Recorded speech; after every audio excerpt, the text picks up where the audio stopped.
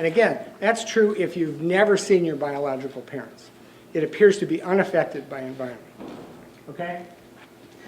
All right. A couple of problems, mostly related to language. I have a friend who's red-green colorblind. And if he was here right now, if his wife hadn't addressed him, you might notice that he was colorblind. But if I showed him this apple and asked him what color it was, what do you think he'd say? No, he'd say it's red. Now, I know for a fact, having lived with him, that when he sees something that's red, it's more like the color of this podium. But he calls red stuff red, right? And so we talk about it like we're seeing the same thing. And addiction is very much like that. You ask an alcoholic, do you like the effect of alcohol? And they say, absolutely. You ask a non-alcoholic, do you like the effect of alcohol? They say, yes, I do. Lots of non-alcoholics like the effect of alcohol. And then you end up assuming you're talking about the same thing. And as a result, people come into my office all the time for treatment for addiction, and they believe they're hedonists.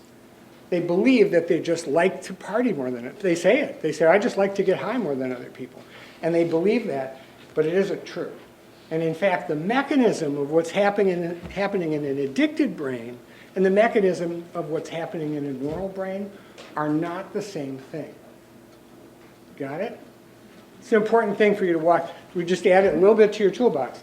It's important that you know that, right? Alcoholics, and here I'll give you the other story. My daughter Grace has probably gotten to the point where she hates me telling the story. She's 30 now. When she was a little girl, she didn't like to eat peas. And she had actually pretty strong opinions about it. She drew pictures hating peas. And when she was maybe 6 or 7 years old, my wife made split pea soup from scratch with a big ham bone and cooked it on the stove for hours and served it up. And Gracie was a good kid, was willing to try it. And if you had asked her, do you like peas? Now, kids have preferences, not a big deal. If you like peas, she'd say, oh, I hate peas. If you had asked Martha and I, we would have said, oh, Gracie does not prefer peas. And she took a bite of this soup and liked it and ate it, and her eyes slowly swelled shut, and she got hives, and we had to take her to urgent, because Gracie's allergic to peas, right? She's allergic to peas. Now, she thought she was making a choice, and we thought she was making a choice, and we were all wrong, right?